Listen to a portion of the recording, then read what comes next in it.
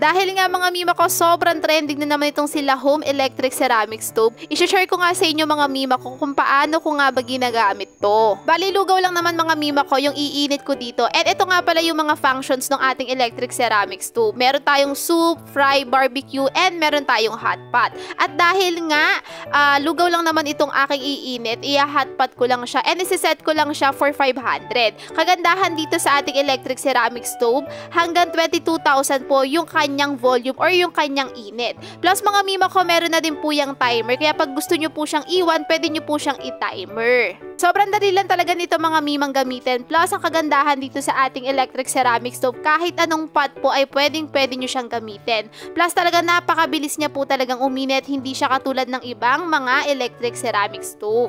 Kaya mga mima ko, mag-check out kayo habang naka-sale to. And mga mima ko, kapag natapos na yung timer niya, magkukusa na po siyang mag-off. And kapag nakita nyo ganito, yung naka-flatline na yan, pwede nyo na pong tagalin sa socket.